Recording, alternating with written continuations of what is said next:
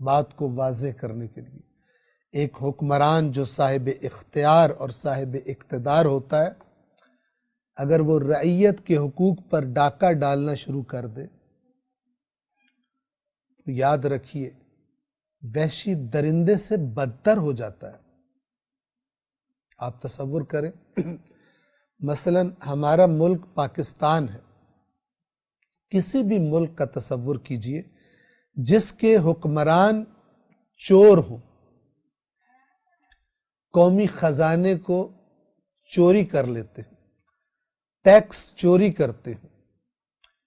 جو جس لیول کا چور ہے، جو چوری کرتا ہے، وہ شامل ہوتا ہے پوری قوم کے اوپر آنے والی اجتماعی مصیبتوں میں۔ ایک کرپٹ انسان جس لیول کی کرپشن کرتا ہے،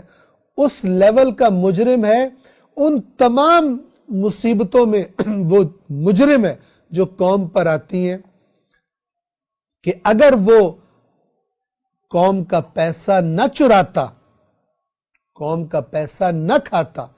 ٹیکس چوری نہ کرتا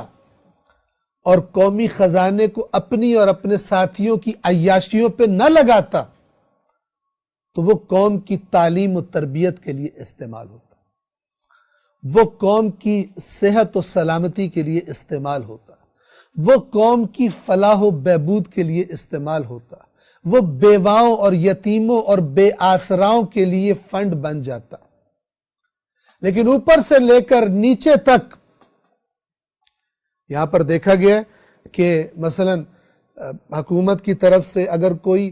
غریبوں اور بیواؤں کے لیے فنڈ اناؤنس ہوا ہے جو ہر مہینے ان کے اکاؤنٹ میں آ جاتا ہے، تو بعض بے شرم درندے، انسانوں کی شکل میں درندے اور چور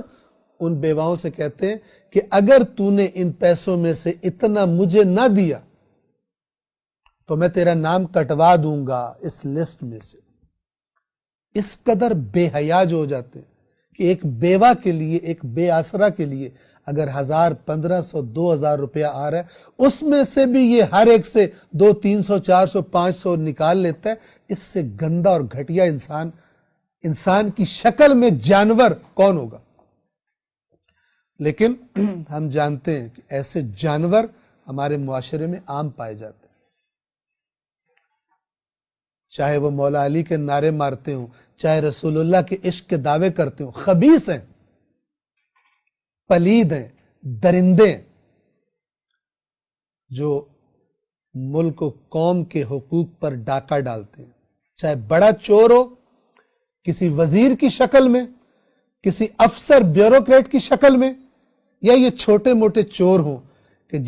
جس کی رسی جتنی دراز ہے اتنا کاٹ کھانے کو دوڑتا ہے اپنے آس پاس کی اللہ کی مخلوق کو۔